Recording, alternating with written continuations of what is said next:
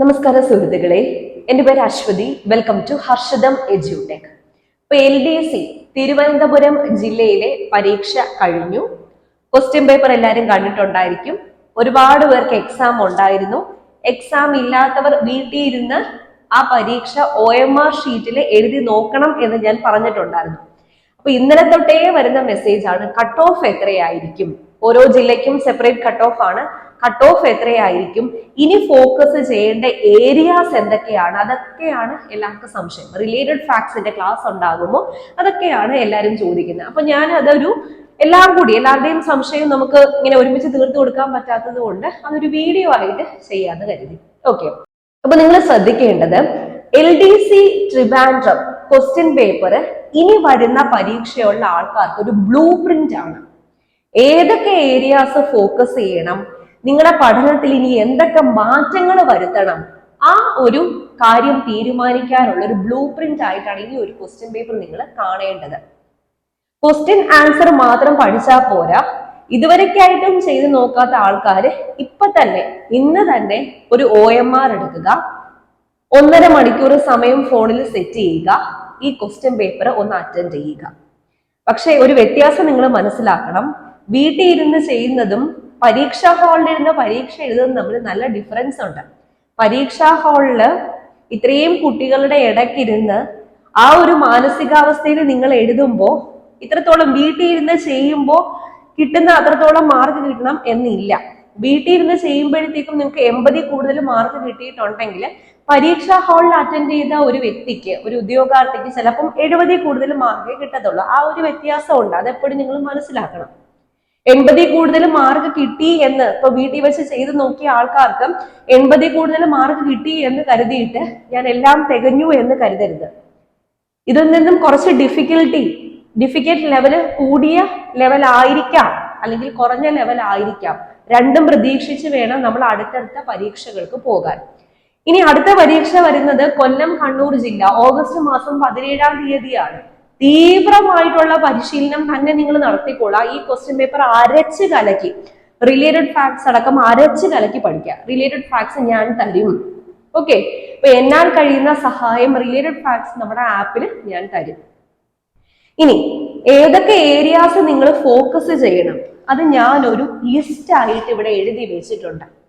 ഏകദേശം 48ഓളം ഏരിയാസ് ആണ് ഈ ക്വസ്റ്റ്യൻ പേപ്പർ അനലൈസ് ചെയ്തതിലൂടെ എനിക്ക് കിട്ടിയത്.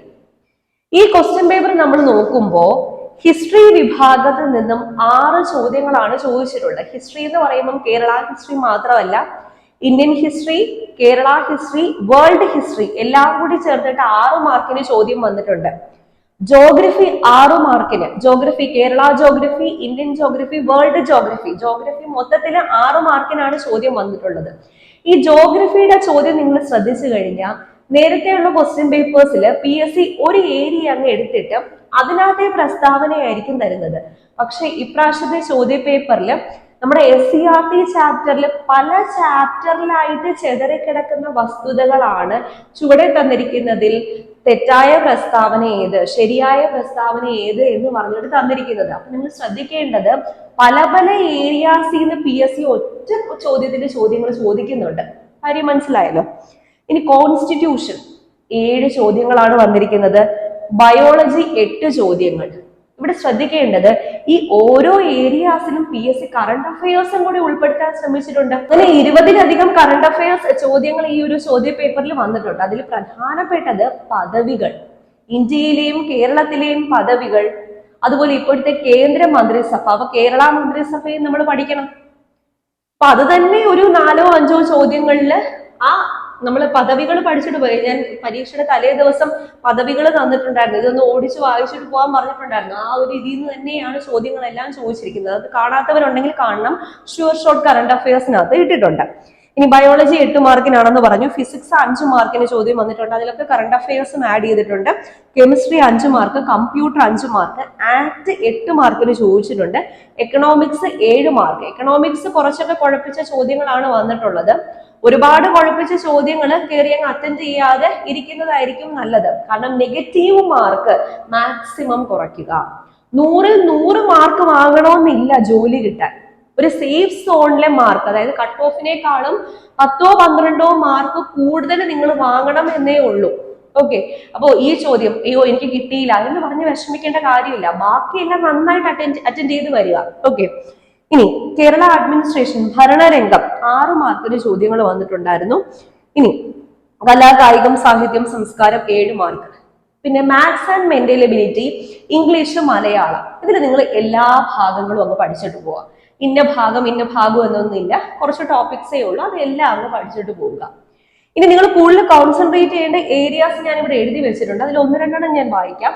കേരള സമരങ്ങൾ, കേരളത്തിലെ പ്രക്ഷോഭങ്ങൾ, ഇന്ത്യയിലെ സമരങ്ങൾ, നാറ്റോ സീറ്റോ സെന്റോ വാഴ്സോ പാക്ട്. ഇനി വേൾഡ് ഹിസ്റ്ററിയിലെ വിപ്ലവങ്ങൾ. നിങ്ങൾ പഠിക്കേണ്ട പ്രധാന വ്യക്തിത്വങ്ങൾ ഖാൻ അബ്ദുൾ ഗാഫർ ഖാൻ, അദ്ദേഹം മിക്ക പരീക്ഷയിലും സ്ഥിര സാന്നിധ്യമാണ്. നമ്മൾ റിലേറ്റഡ് ഫാക്ട്സ് ചെയ്യുമ്പോൾ ഇദ്ദേഹത്തിന്റെ ചോദ്യം എത്രയോ വട്ടം കണ്ടിരിക്കുന്നു. അതിർത്തി ഗാന്ധി എന്നറിയപ്പെടുന്ന ഖുദായി ഖിദ്മത് ഖാർ എന്ന സംഘടന രൂപീകരിച്ച ഖാൻ അബ്ദുൾ ഗാഫർ ഖാൻ CRT-യിലുണ്ട്. ആ പോയിന്റ്സ് ഒക്കെ തന്നെയാണ് PSC ചോദിച്ചത്. ഇനി നിങ്ങൾ പഠിക്കേണ്ട 2 വ്യക്തികളും കൂടെ ഉണ്ട്, ഇവര് സ്ഥിരം സാന്നിധ്യമാണ് PSC പരീക്ഷകൾക്ക്. ഒന്ന് ഭഗത് സിംഗ്, മറ്റൊരു വ്യക്തി മൗലാന അബുൽ കലാം ആസാദ്. ഇങ്ങനെ തുടങ്ങി ഏകദേശം 48ഓളം ഇമ്പോർട്ടൻറ്റ് ഹോട്ട് ടോപ്പിക്സ്. ഇനി നിങ്ങൾ നോക്കേണ്ട ടോപ്പിക്സ് ഞാൻ അറേഞ്ച് ചെയ്ത് വെച്ചിട്ടുണ്ട്. ഇത് ഞാൻ നമ്മുടെ ആപ്പിലായിരിക്കും ഇടുന്നത്. റിലേറ്റഡ് ഫാക്ട്സ് ഞാൻ ആപ്പ് വഴിയാണ് കൊടുക്കുന്നത്. ആപ്പ് എടുക്കാത്ത ആൾക്കാരുണ്ടെങ്കിൽ എന്തായാലും ആപ്പിൽ സബ്സ്ക്രിപ്ഷൻ എടുത്തിരിക്കാം. ഇപ്പൊ സബ്സ്ക്രിപ്ഷൻ എടുത്തു കഴിഞ്ഞാൽ ഡിസംബർ 31 വരെ 999 രൂപയായിരിക്കും ഫീസ്. അപ്പോൾ LDC മാത്രമല്ല, ഇനി വരുന്ന LGS, സെക്രട്ടേറിയറ്റ്, OA, ഈ വർഷം നടക്കുന്ന എല്ലാ പരീക്ഷകൾക്കും നിങ്ങൾക്ക് ആ കോഴ്സ് ഉപയോഗിക്കാം.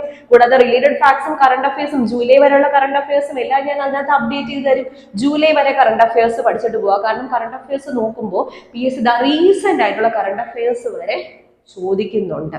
ഓക്കെ, ഇനി നിങ്ങൾ എക്സാം ഹാളിന് അപ്ലൈ ചെയ്യേണ്ട ഏറ്റവും പ്രധാനപ്പെട്ട ഒരു ടെക്നിക്കാണ് എലിമിനേഷൻ മെത്തേഡ്. ഫോർ എക്സാമ്പിൾ, 2ാമത്തെ ചോദ്യം ഒന്ന് ശ്രദ്ധിക്കുക, ഞാൻ ഒന്ന് വായിക്കാം. താഴെ കൊടുത്തിരിക്കുന്ന പ്രസ്താവനകൾ പരിശോധിച്ച് ശരിയായവ കണ്ടെത്തുക. ഇതിൽ പ്രവർത്തിക്കുക അല്ലെങ്കിൽ മരിക്കുക എന്നത് ക്വിറ്റ് ഇന്ത്യ സമരത്തിലെ മുദ്രാവാക്യമാണ്. അത് എല്ലാവർക്കും അറിയാന്നുള്ള പോയിന്റ്, ഡു ഓർ ഡൈ. അപ്പൊ ഒന്ന് ശരിയാണ്. അപ്പൊ ഒന്ന് ശരിയായിട്ടുള്ള ഓപ്ഷൻസ് നോക്കുമ്പോൾ എയും സിയും മാത്രമേ ഉള്ളൂ. അപ്പൊ A ആണോ C ആണോ എന്ന് ഡൗട്ടാണ്. ഇനി 2ാമത്തെ പ്രസ്താവന നോക്കിക്കേ, ജാലിയൻ വാലാബാഗ് ദുരന്തം നടന്നത് 1921 ഏപ്രിൽ 13-നാണ്, 1919 ഏപ്രിൽ 13-നാണ്. അപ്പൊ 2ാമത്തെ പ്രസ്താവന തെറ്റാണ്. അപ്പൊ ഏതിലേക്ക് പോകാം? ഓപ്ഷൻ സിയിലേക്ക് പോകാം. ഈ തന്നിരിക്കുന്ന എല്ലാ പ്രസ്താവനകളും ഒരു ഉദ്യോഗാർത്ഥിക്ക് അറിയണമെന്നില്ല. അപ്പൊ അറിയുന്ന പ്രസ്താവന വെച്ച് ഏതൊക്കെ ഓപ്ഷൻസ് എലിമിനേറ്റ് ചെയ്യാം, ഏതൊക്കെ സ്റ്റേറ്റ്മെന്റ്സ് എലിമിനേറ്റ് ചെയ്യാം, ആ രീതിയിൽ നമുക്ക് ഉത്തരത്തിലേക്ക് എത്താൻ പറ്റും. ഏത് ചോദ്യം കിട്ടിയാലും എല്ലാം എനിക്ക് അറിയാം, എല്ലാം എനിക്ക് അറിയത്തില്ല, ആ ഒരു ചിന്ത വേണ്ട. നിങ്ങൾ ട്രൈ ചെയ്യുക, എലിമിനേഷൻ മെത്തേഡ് ഉപയോഗിക്കുക. എല്ലാ ചോദ്യത്തിലും എലിമിനേഷൻ മെത്തേഡ് ഒന്ന് ഉപയോഗിച്ച് നോക്കുക. ഒരു 5 മാർക്ക് എന്തായാലും കൂടുതൽ കിട്ടാൻ നിങ്ങൾക്ക് സഹായിക്കും. ഓക്കെ, അപ്പോ ഇത്രയൊക്കെയാണ് ഈ ഒരു ചോദ്യ പേപ്പറിനെ പറ്റി പറയാനുള്ളത്. Maths and mental ability English Malayalam എല്ലാ ടോപ്പിക്സും നോക്കിയിട്ട് പോകണം. ഒന്നും വിടണ്ട, എല്ലാ ടോപ്പിക്സും നോക്കിയിട്ട് പോകണം. ഈ പരീക്ഷയിൽ അധികം കുഴപ്പിക്കാതെയാണ് PSC ചോദിച്ചിരിക്കുന്നത്. അതിന്റെ എല്ലാത്തിനെയും റിലേറ്റഡ് ഫാക്ട്സ് ഞാൻ ആപ്പിൽ തരുന്നതായിരിക്കും. കോൺഫിഡന്റ് ആയിട്ടിരിക്കുക. നിങ്ങൾ ഇതുവരെ ഇത്രയും നാളും LDC പരീക്ഷയ്ക്ക് വേണ്ടി പഠിച്ചു വന്നു. നിങ്ങളുടെ ബെസ്റ്റ് തന്നെ പരീക്ഷാ ഹാളിൽ കൊടുത്തിട്ട് വരും എന്ന ദൃഢനിശ്ചയത്തോടെ ഇരിക്കുക. ഓക്കെ, ഇനി കട്ട് ഓഫിന്റെ കാര്യം. കട്ട് ഓഫ് ഏകദേശം എന്റെ ഒരു പ്രഡിക്ഷൻ അനുസരിച്ച് 60 മുതൽ 68 വരെ നമുക്ക് കട്ട് ഓഫ് പ്രതീക്ഷിക്കാം. ഇത്രയും വേക്കൻസീസ് ഉണ്ട്. LDC ട്രിവാൻഡ്രം ആണ്. 60 മുതൽ 68 വരെയാണ് ഞാൻ ഉദ്ദേശിക്കുന്ന ഒരു കട്ട് ഓഫ്. ഇത് കറക്റ്റ് ആവണം എന്നില്ല, ജസ്റ്റ് എന്റെ ഒരു തോന്നൽ മാത്രമാണ്. ഓക്കെ, അപ്പൊ മനസ്സിലായെന്ന് വിചാരിക്കുന്നു. വളരെ ആത്മാർത്ഥമായിട്ട് എടുത്ത ക്ലാസ്സുകളാണ് ആപ്പിൽ നിന്നുള്ള ചോദ്യങ്ങൾ തന്നെയാണ് മിക്കതും വന്നിരിക്കുന്നത്. ഒരുപാട് പേര് പരീക്ഷ കഴിഞ്ഞ ഉടനെ എനിക്ക് നന്ദി പറഞ്ഞിട്ട് മെസ്സേജ് അയച്ചിട്ടുണ്ടായിരുന്നു. ഞാൻ നന്ദി പറയുന്ന ദൈവത്തിനോടാണ്. കാരണം നമ്മളെ കൊണ്ട് ഈ ടോപ്പിക്കുകൾ പ്രധാനപ്പെട്ടതാണ് എന്ന് പറഞ്ഞ് കുട്ടികൾ പറഞ്ഞു കൊടുക്കാൻ ദൈവത്തിന്റെ ഒരു സഹായം എന്നിൽ കടാക്ഷിച്ചതുകൊണ്ടാണ് അത് നിങ്ങളിലേക്കും എത്താൻ വേണ്ടി സാധിച്ചത്. ഓക്കെ, അപ്പൊ ആപ്പ് ഡൗൺലോഡ് ചെയ്യാനുള്ള ലിങ്ക് ഞാൻ ഡിസ്ക്രിപ്ഷൻ ബോക്സിൽ കൊടുത്തിരിക്കാം. നന്നായിട്ട് പഠിക്കുക. ഇനിയുള്ള ദിവസങ്ങളിൽ ഒരു ജോലിക്ക് വേണ്ടിയിട്ട്, ഒരു ജോലി നേടിയെടുക്കാൻ, ഒരു ഗവൺമെന്റ് ജോലി നേടിയെടുക്കാൻ വേണ്ടിയിട്ട് ശ്രമിക്കാം. ഓക്കെ, അപ്പോൾ അടുത്ത ക്ലാസ്സിൽ വീണ്ടും കാണാം.